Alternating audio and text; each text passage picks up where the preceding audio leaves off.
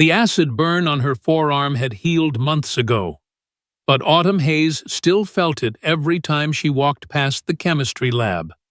Some scars, she'd learned, were invisible to everyone but the person carrying them. The hallways of Lincoln High School stretched before her like a gauntlet that Tuesday morning in October. Students clustered in their usual formations, the athletes by the trophy case, the theater kids near the auditorium doors, the AP students comparing homework answers. Autumn belonged to none of these groups. She was something else entirely, the scholarship kid, the trailer park girl, the one who didn't fit the Cherry Creek mold. She'd been up since 4:30, helping her mother get ready for the early shift at Denver General. The same routine for 2 years now, making coffee in the cramped kitchen while her mother tied her hair back. Both of them moving in practiced silence around the narrow space. Neither of them mentioned how the electricity had flickered twice last week, or how they were stretching groceries again until Friday's paycheck. "You sure you don't need lunch money?" her mother had asked, even though they both knew the answer. "I'm good, Mom. Free lunch program. Remember?" The lie came easily now. The free lunch program had a 3-month waiting list, and Autumn had been too proud to tell her mother she'd been skipping meals since September. Pride was expensive, but it was one of the few things they still owned outright. If you're feeling that rush of what's going to happen next, hit that like button. It really helps more people discover these stories. And if you want to share where you're watching from, drop it in the comments below. For those who want to support more stories like this one, there's a thanks button right under this video. Every contribution, no matter how small, helps me bring you more inspiring tales of courage and standing up for what's right. Thank you for being here. Now, let's see what happens when push comes to shove. Lincoln High rose from the manicured lawns like a monument to everything Autumn would never have. The building itself seemed to judge her all glass and steel and architectural ambition, designed to impress the wealthy parents who donated to the football team and attended school board meetings in their BMW SUVs. She pulled her second-hand backpack higher on her shoulders and walked through the main entrance, keeping her eyes forward. That's when she saw him. Derek Caldwell stood at the center of the main hallway like he owned it, which, in a way, he did. 6'2", built like the quarterback he was, with that particular combination of good looks and casual cruelty that made him untouchable. His father's political connections were just icing on a cake already baked with privilege and power. The Letterman jacket he wore probably cost more than Autumn's mother made in a week. Their eyes met for a fraction of a second. Derek's mouth curved into something that wasn't quite a smile. "Watch this," she heard him murmur to Mason Chen, his perpetual shadow and fellow football player. 3 weeks earlier, it had started with such a simple request. Derek had approached her in the cafeteria, all charm and easy confidence, placing a USB drive next to her beaten laptop. "Hey, Autumn, heard you're crushing it in AP Physics. Mind helping a guy out? Coach says I need to keep my grades up for recruiters." She'd looked at the USB drive, then at him. The cafeteria noise seemed to fade as she made a choice that would reshape her junior year. "I don't do other people's homework." The silence that followed was like the pause before a thunderclap. Nobody said no to Derek Caldwell. Nobody. "I'm not asking you to do it," he'd said, his tone still friendly but his eyes hardening. "Just help, you know, teamwork, school spirit." "Then maybe you should try studying." Mason had actually gasped. Someone at a nearby table dropped their fork. Derek's face went through several expressions before settling on amused disbelief. "You're new to this, "So I'll give you a pass," he'd said, picking up the USB drive. "But you might want to reconsider. I'm trying to be nice here. Thanks, but I'm good." That's when he'd leaned in close enough that she could smell his expensive cologne. "You have no idea how this place works. Do you see? There's an ecosystem here. And you—" He'd looked her up and down, taking in her thrift store jeans and faded sweater. "You're not even on the food chain." She'd met his gaze steadily. "Good thing I'm not hungry, then." The laughter from surrounding tables had been nervous, uncertain. Nobody knew how to react when David actually stood up to Goliath. Derek had walked away. But not before she caught the look in his eyes, the look of someone who'd just found a new project. Since then, her life had become a careful navigation of small cruelties. Her locker had been superglued shut twice. Her laptop, already held together with duct tape and prayer, had been knocked off a table accidentally by one of Derek's teammates. Photos of trailer parks had been taped to her desk with "Go Home" written in red marker. Each incident was just plausibly deniable enough that reporting it would make her look paranoid. But Autumn had survived worse. She'd survived her father's death when she was 8, crushed under faulty scaffolding at a construction site where safety regulations were treated as suggestions. She'd survived the lawsuit that went nowhere because the company had better lawyers. She'd survived moving from their small apartment to the Sunset Vista trailer park, where Vista was a cruel joke and the only sunset was on their former life. She'd even survived the first day at Lincoln High 2 years ago, when the guidance counselor had looked at her transcript and said, "Oh, you're one of our opportunity students," like she was a charity case with a pulse.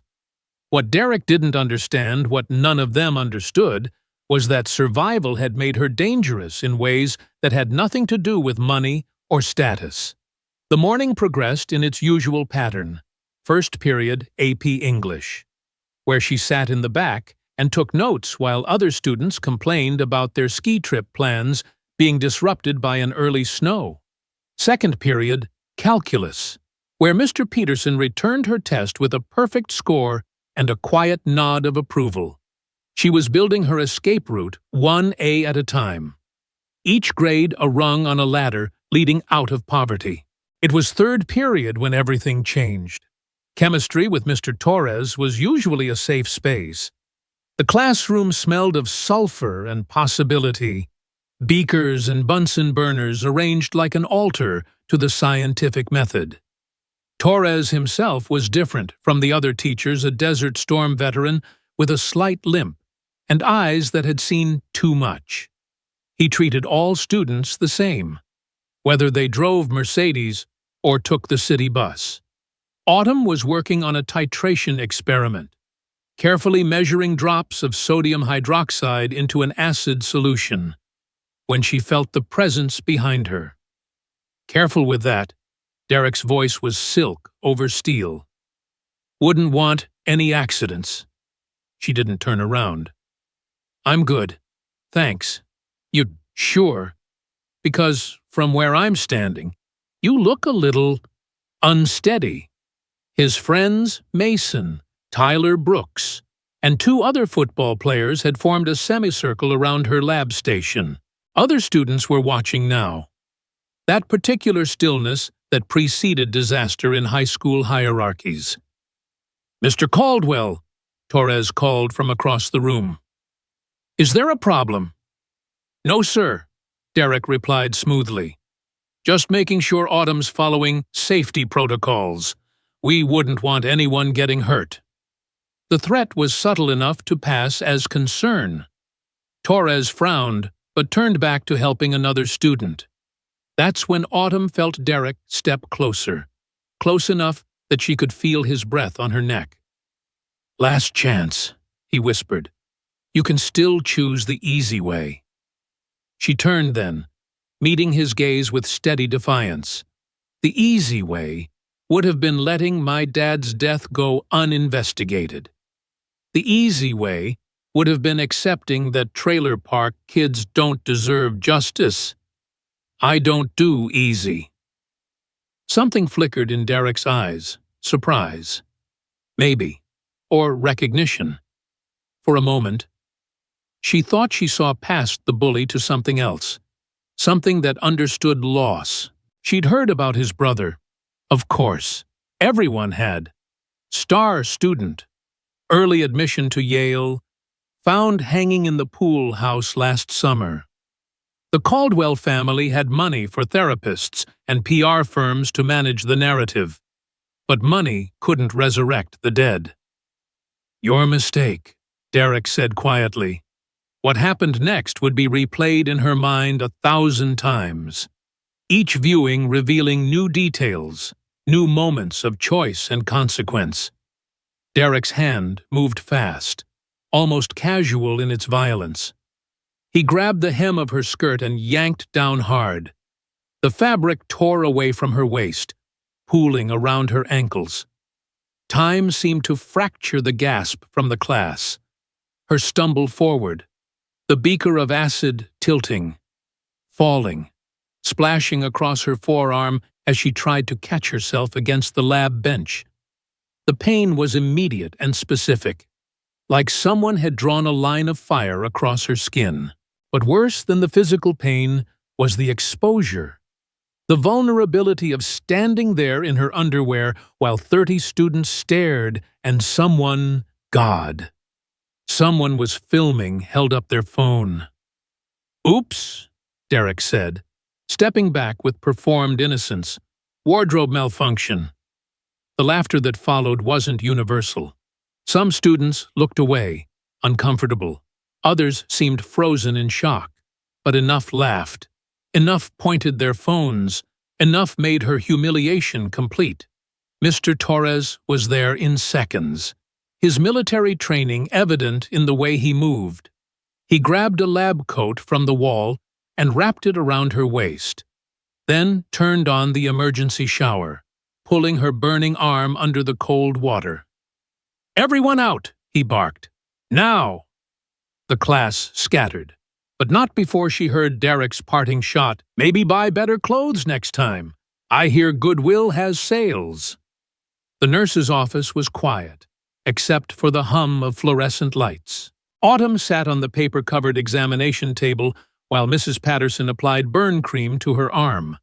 The chemical burn was superficial first degree, maybe early second. It would heal without scarring, the nurse assured her, at least on the outside. "Honey, do you want to tell me what really happened?" Mrs. Patterson asked gently. Autumn stared at the wall where a motivational poster proclaimed, "Your future is what you make it," over a soaring eagle. "It was an accident. I knocked over the beaker." "That's not what Mr. Torres reported." "Mr. Torres didn't see everything." The nurse sighed, finishing the bandage. "You know, there are people you can talk to, resources available." "Resources?" Autumn almost laughed. What resources were there for someone like her? Would resources pay for a lawyer to fight the deputy mayor's son? Would resources protect her mother's jobs when the Caldwell family decided to apply pressure? Would resources keep her scholarship intact when suddenly her grades mysteriously started slipping or disciplinary reports appeared in her file? "I'm fine," she said. "Can I have a pass back to class?" Mrs. Patterson looked like she wanted to say more, but simply handed over the yellow hall pass. "The burn needs to be kept clean and dry. Come back tomorrow so I can check it." Autumn took the pass and left, pulling her ruined skirt higher on her waist where Derek had torn the zipper. The hallways were empty during fourth period. Her footsteps were echoing off the polished floors. She didn't go back to chemistry. Instead, she headed for the one place in the school where she could disappear, the old music room in the basement. Abandoned when they built the new Performing Arts Center. The room still smelled of rosin and old wood. dust motes dancing in the light from high windows. A few broken music stands huddled in the corner like skeletons. Autumn sank onto the floor, back against the wall, and finally let herself feel the full weight of what had happened. The tears didn't come. She'd learned long ago that crying was a luxury she couldn't afford. Instead, she felt something else building in her chest, something harder than sadness, sharper than humiliation. It was the same feeling she'd had at 8 years old. Standing at her father's graveside while men in suits explained why the company wasn't liable. The same feeling when the bank foreclosed on their house and her mother had to choose between keeping the car or paying for groceries. Rage, she realized. Pure, crystallized rage. Her phone buzzed. Jasmine Washington had sent a text, "Are you okay?" That was messed up. "I got everything on video if you need it." Autumn stared at the message. Jasmine was the closest thing she had to a friend at Lincoln, another scholarship kid, daughter of the night janitor. Someone who understood the weight of being invisible until someone decided to make you a target. They ate lunch together sometimes, sharing strategies for stretching dollars and avoiding notice. She typed back, "I'm okay. Save the video." 3 dots appeared. Then, "Girl, we need to talk. Meet me in the library after school." "Can't. Have to catch the 4:10 bus." "I'll drive you, please." Autumn hesitated. Accepting help felt like admitting weakness. But something in Jasmine's urgency made her reconsider. "Okay." The rest of the day passed in a blur of whispers and stares.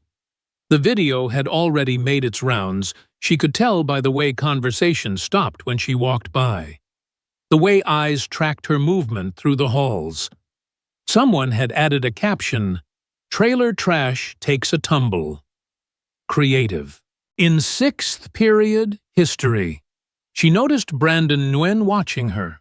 Brandon was a senior, quiet and technical, known for being a coding genius who'd already accepted early admission to MIT.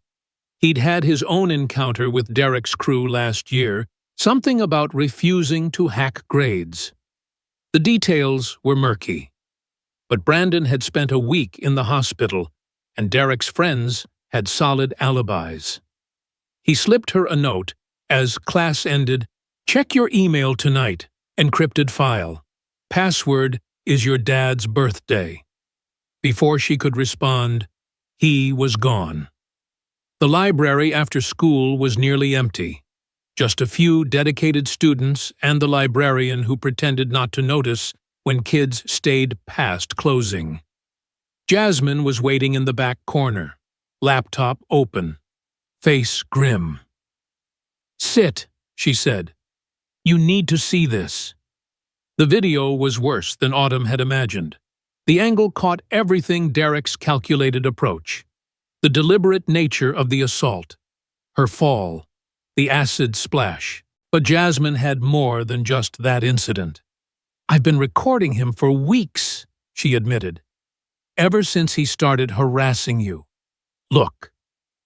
File after file appeared on screen.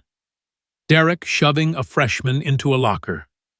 Derek and his friends cornering a sophomore girl, making her cry. Derek destroying someone's art project, laughing as he stomped on months of work.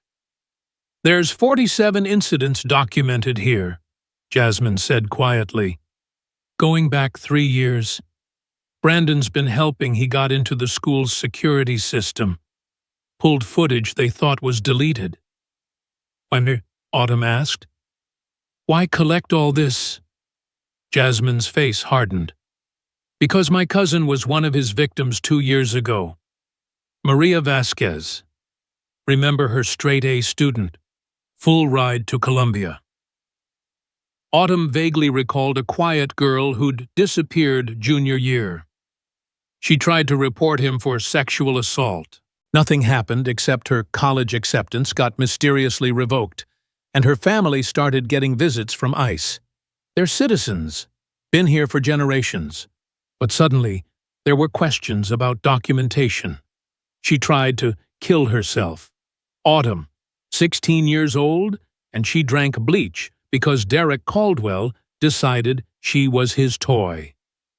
The rage in Autumn's chest expanded, pushing against her ribs. Why didn't anyone? You think we didn't try? His dad owns this town. The principal, the school board, the police, they all play golf together. You can't fight that with normal channels. So what do we do? Jasmine smiled, but it wasn't a happy expression. We wait. We document. And when the moment comes, when he finally goes too far in a way they can't cover up, we bury him. That night, Autumn sat in her narrow bed, laptop balanced on her knees, and opened Brandon's encrypted file. Her father's birthday, 081-51979, unlocked a treasure trove of information. Financial records showing payoffs to victims' families. Email chains between administrators discussing problem students who needed to be handled. An entire systematic approach to protecting the children of donors while sacrificing everyone else. But one folder made her blood run cold.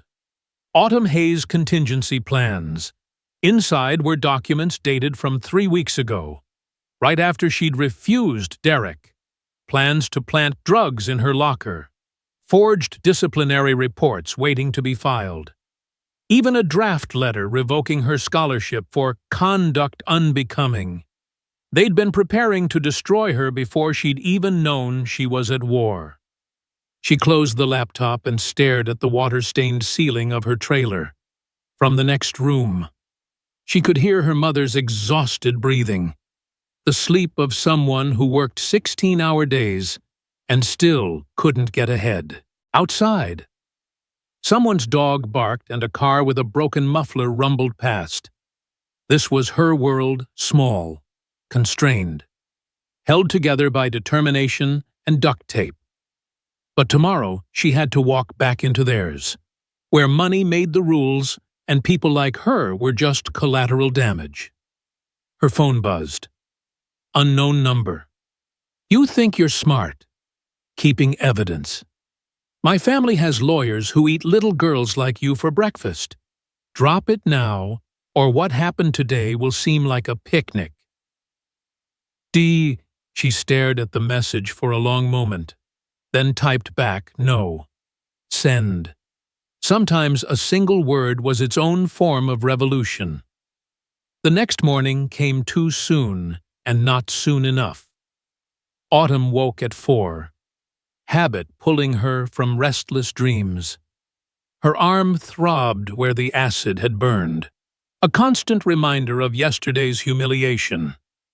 She changed the bandage carefully, noting how the blisters had already started to form. Mrs. Patterson had been wrong, this would scar. Good. She wanted the reminder. Her mother was already in the kitchen, packing a meager lunch for her double shift. They moved around each other in their practice at dance. Two people sharing space and silence. Heard you come in late last night, her mother said carefully. Jasmine gave me a ride. We were studying. On a Tuesday. Autumn met her mother's eyes. Rebecca Hayes had been beautiful once you could still see it in the bone structure. The eyes that had caught her father's attention across a crowded dance floor 20 years ago. Now she just looked tired, worn down by grief and bills and the general unfairness of a world that took decent men and left their families to struggle. Mom, if something was wrong at school, I'd tell you. The lie tasted bitter, but the truth would taste worse. Her mother carried enough weight already. I know you would, baby. Rebecca kissed her forehead. Just be careful. I know how these rich kids can be. If only she knew. The bus ride to school gave Autumn time to think. She'd spent 2 years being invisible, keeping her head down, playing by rules designed to keep people like her in their place. But invisibility hadn't protected her. Good grades hadn't shielded her. Following the rules had just made her an easier target. Maybe it was time to remember who she really was 2 years ago, when the grief was fresh and money was tight. Autumn had discovered the East Denver Community Center. It was a squat building wedged between a check-cashing place and a Mexican grocery. The kind of place people drove past without seeing. But inside, something magical happened 3 nights a week. Ray Martinez ran a free kickboxing program for neighborhood kids. He was 68 years old, built like a fire plug, with hands that had seen 1,000 fights and eyes that had seen worse. He'd been middleweight champion of Colorado back in the 70s, before drugs and bad decisions cost him everything. Now he taught kids like Autumn how to channel their anger into something useful. "Mija," he'd said that first night, watching her wail on the heavy bag with no technique. All rage. "You got a lot of mad in you. That's good. Mad keeps you alive. But stupid mad gets you killed. Let me teach you smart mad." For 2 years, she'd learned how to throw a punch that started in your feet and ended in your opponent's regret. How to read body language, spot an attack before it happened. How to take a hit and keep moving. But most importantly, how to control the rage. Shape it. Make it a tool instead of a liability. She'd never used it outside the gym. Ray had made them all promise violence was a last resort, when all other options were exhausted. But watching Derek swagger through the halls that morning, high-fiving his teammates while people whispered about yesterday's incident, Autumn wondered if she'd already passed that point. The chemistry lab still smelled like fear when Autumn passed it that morning. Mr. Torres was already there, reorganizing equipment with the careful movements of someone who'd seen too much chaos. He looked up when she paused at the doorway. "How's the arm?" he asked quietly. "It'll heal." He nodded slowly. "I wrote up a full report, submitted it to the principal, the district, even the school board." His jaw tightened. "Got a call at midnight suggesting I might have misremembered the incident." "I'm sorry," Autumn said, meaning it. "You don't have to—" "Yes," he interrupted, his voice hard as flint. "I do. I've seen what happens when good people stay quiet. Not again." She wanted to warn him about the Caldwell machine, about what happened to people who stood up, but something in his eyes said he already knew. Some battles you fought not because you could win, but because not fighting was its own kind of death. The day crawled by with agonizing normalcy. Derek and his crew acted like kings surveying their domain, untouchable and proud. But Autumn noticed things she'd missed before the way other students flinched when they passed. The careful distance maintained by anyone vulnerable. She wasn't his first victim, just his latest. At lunch, she found Jasmine in their usual corner. But they weren't alone. Brandon Nguyen sat across from them, laptop open, fingers flying across keys. "Facial recognition," he said without preamble. "I'm cataloging everyone in the background of these videos, building a witness database." "That's," Autumn paused, "probably illegal." "So is systematic harassment, assault, and conspiracy to suppress evidence." His fingers never stopped moving. "Did you know the Caldwell family donated $200,000 to the school's new stadium? Interesting timing. Right after complaint number 37 got buried." Jasmine leaned forward. Brandon found something else. 3 kids who left Lincoln suddenly last year. They were all in therapy now. Same therapist, Dr. Monica Chen, specializes in trauma from institutional abuse. You talked to them, Autumn asked. Working on it. But, Autumn, Jasmine's voice dropped. Derek's escalating. The fact that you didn't break yesterday made him look weak. Word is he's planning something bigger. As if summoned by the mention of his name. Derek appeared at their table, up close. You could see the cracks in his golden boy facade, the slightly dilated pupils. The tremor in his hands he hid by clenching them. Adderall, probably. Maybe something stronger. The pressure of perfection had its own chemistry. Nerd's table, huh? He smiled. All teeth. Plotting your next move in your little chess game. This is a public space, Brandon said evenly. You're violating the 6-foot harassment perimeter established by the district's anti-bullying policy, Section 4.3. Derek's smile faltered. Nobody quoted policy at him. Listen, computer boy.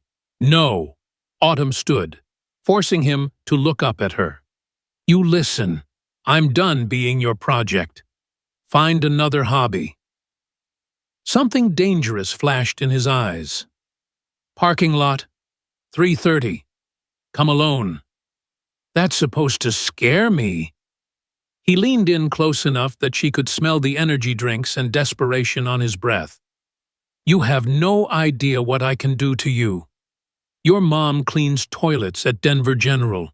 Right night shift. Lot of dark corners in those parking garages. The rage that had been simmering in Autumn's chest went supernova. But her voice stayed steady, cold. Touch her, and I'll end you. Big words from trailer trash. 3:30, she agreed. But when this is over, when you're bleeding on the asphalt, wondering how it all went wrong, remember, you asked for this. He laughed, but it sounded forced. Bring a body bag. You'll need it. After he left. Jasmine grabbed her arm. You can't seriously be thinking, I'm done running. Autumn pulled free. Done hiding. Done playing by their rules. He'll have backup, his whole crew. Then they'll all learn together. Brandon closed his laptop with a snap. I'll have cameras on the whole thing. Multiple angles, whatever happens. We'll have evidence. Whatever happens, Autumn repeated. The words tasted like prophecy. The rest of the afternoon passed in a haze. Teachers droned on about equations and essays, while Autumn's mind ran through forms and combinations. 2 years of training, 3 nights a week, hundreds of hours of sweat and repetition. Ray's voice in her head, street fighting ain't like the movies. Mija, it's fast, ugly, and the one who hesitates loses. She wouldn't hesitate. At 3:25, Autumn walked to her locker. Her hands were steady as she put away her books, kept only her phone. Jasmine waited nearby, face tight with worry. It's not too late. We could call the police. With what? A threatening conversation, his word against mine. Autumn shook her head. This only ends one way. She walked out the back exit toward the student parking lot. Word had spread she could see the crowd gathering, pretending to hang around cars and talk while really waiting for the show. The modern Colosseum, she thought. Bread and circuses for the privileged masses. Derek stood in the center of an informal circle. His 4 teammates spread out behind him. Mason Chen, Tyler Brooks, Jaden Mills, Connor Wright, all of them over 6 feet. All of them athletes. The odds were laughable. Good. Let them underestimate her. Surprised you showed, Derek called out. Thought you might run home to mommy. Autumn walked into the circle, noting positions, distances, angles. The asphalt was dry, good footing, plenty of space to move. Cars boxing them in meant limited escape routes for them. Last chance, Derek said. Apologize, publicly. Admit you don't belong here. Transfer to East High where the other welfare cases go. Do it now, and this ends clean. You want me gone that bad? Autumn tilted her head. What are you so afraid of? Derek! That someone might notice the deputy mayor's son is just another scared little boy, hooked on daddy's approval and prescription pills. His face went red. You don't know anything about me. I know your brother died because the pressure got too much. I know you're following the same path, the pills, the paranoia, the need to control everything because you can't control yourself. I know you're terrified that one day everyone will see what he saw, that being a Caldwell means being prisoner in a golden cage, and the only way out is… Shut up! He charged. Time slowed to honey. Autumn saw the telegraphed haymaker coming from a mile away. She pivoted, let his momentum carry him past, helped him along with a palm strike to the kidney. He stumbled, caught himself, turned with murder in his eyes. Bitch! The crowd gasped. Someone was definitely filming multiple someones from the glint of phone screens. Good. Let them see. Mason and Tyler moved to flank her. She shifted, keeping them in peripheral vision while focusing on Derek. He came again, more controlled this time. Throwing a combination she easily slipped. Her counter, a quick jab to the solar plexus, doubled him over. Stay down, she advised. He wheezed, gestured to his boys. They rushed in together. This was what Ray had trained her for. Multiple opponents meant motion, meant using their numbers against them. She ducked under Tyler's grab, swept his leg, sent him crashing into Mason. Connor tried to bear hug her from behind. She snapped her head back, felt his nose crunch, drove an elbow into his ribs as he released her. Jaden was smarter, hanging back, looking for an opening. But Autumn had already mapped the battlefield. She backed toward a parked truck, used its bumper to launch herself into a flying knee that caught him in the chest. He went down hard. 4 down. 1 to go. Derek had recovered, pulled something from his pocket. A knife small, folding, probably illegal on school grounds. The crowd pulled back. Someone screamed. This had gone from fight to potential felony. Really? Autumn asked. That's your play. Shut up and bleed. He lunged. Training took over. She turned sideways, minimizing target area, guided his knife hand past with her left while chambering her right leg. Time stretched like taffy as she pivoted, hip rotating, leg extending in a perfect arc. The roundhouse kick connected with his temple with a sound like a baseball bat hitting a watermelon. Derek's eyes rolled back. The knife flew from nerveless fingers. He spun almost gracefully, a puppet with cut strings, before crashing face first into the asphalt. Silence. Complete. Crystalline silence. Then Jaden's voice, high and scared. He's not moving. Oh, God, he's not moving. Autumn stood over Derek's unconscious form, breathing hard but controlled. Blood trickled from his ear, not good. But he was breathing. She'd pulled the kick at the last second, turned what could have been lethal into merely devastating. Call 911, she said calmly. Tell them he has a possible concussion and needs immediate medical attention. Nobody moved. They all stared at her like she'd grown wings. Now, she barked, and 3 people scrambled for their phones. That's when she noticed Jasmine at the edge of the crowd, phone held high, tears streaming down her face. But she was smiling. Live streamed the whole thing, she called out. 53,000 viewers and climbing. Everyone saw him pull the knife. Everyone saw you defend yourself. Sirens in the distance. Autumn knelt beside Derek, checked his pulse. Strong, steady. He'd live. Whether his reputation would was another matter. "Why?" Mason asked, holding his ribs where she'd kicked him. "Why didn't you just transfer?" She looked up at him, at all of them. "Because running teaches bullies they've won. Because every kid he terrorized who couldn't fight back deserved someone to stand up. Because being poor doesn't mean being powerless." She stood as the ambulance pulled in, followed by 2 police cars. "And because I belong here just as much as anyone. The only difference is I had to fight for it." The aftermath unfolded like dominoes falling. The live stream went viral, 2 million views in 6 hours. News stations picked it up. Local girl defends herself against deputy mayor's son. The knife changed everything. Self-defense was clear, undeniable. But Brandon and Jasmine's evidence bomb was the real destroyer.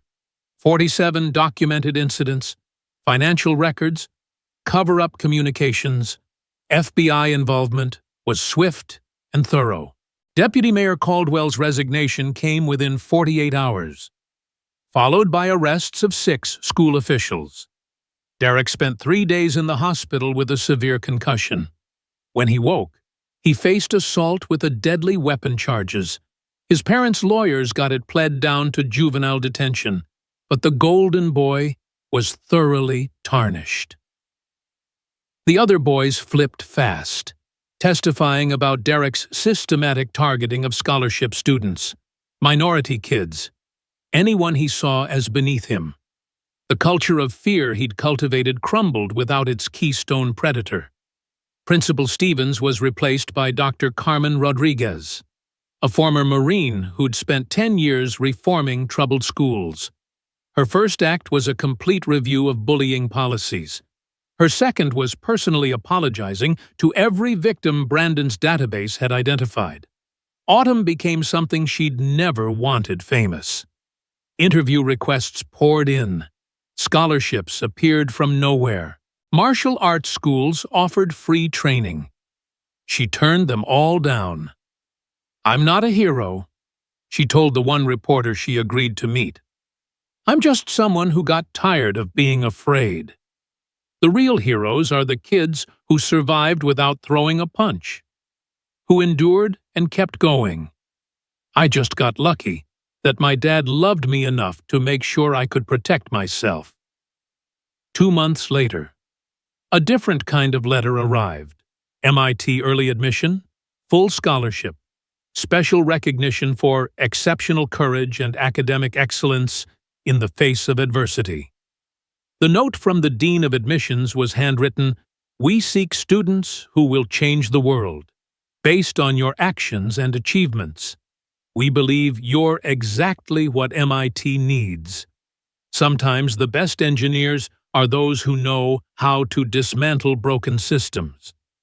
Autumn sat in the same spot in the cafeteria, laptop open, working on her valedictorian speech. The lunchroom was different now. Boundaries had dissolved, hierarchies flattened. Kids sat where they wanted, with whom they wanted. She still ate alone most days, but now it was by choice. The weight of constant vigilance had lifted, replaced by something lighter. Not quite peace, she'd never fully trust again, but something close. Ray had visited once, after the video went viral. He'd sat in her trailer's tiny living room, drinking her mother's coffee, shaking his head. "Mija, that was a beautiful kick, textbook perfect. But you know what made this old man proud. You pulled it. You could have killed him, had every right to, but you pulled it. That's not fighting.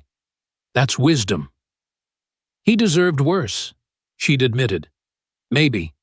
But you deserved better than becoming a killer. You kept your soul clean. That's harder than any kick.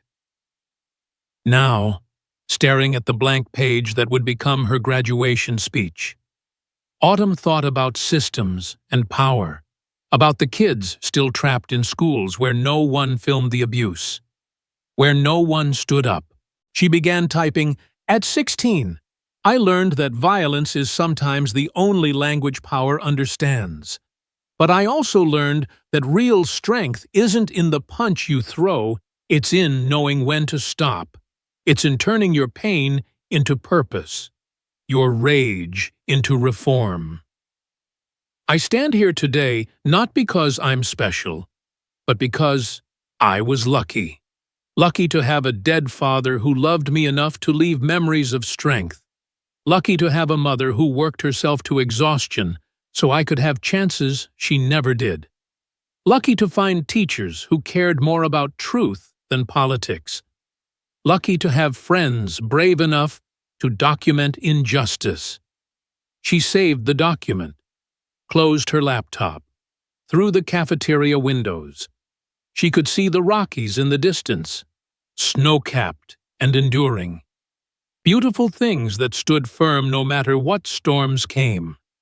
Hope. Autumn liked the sound of that. It felt like a promise, like a fist unclenching, like the first breath after a fight. It felt like belonging.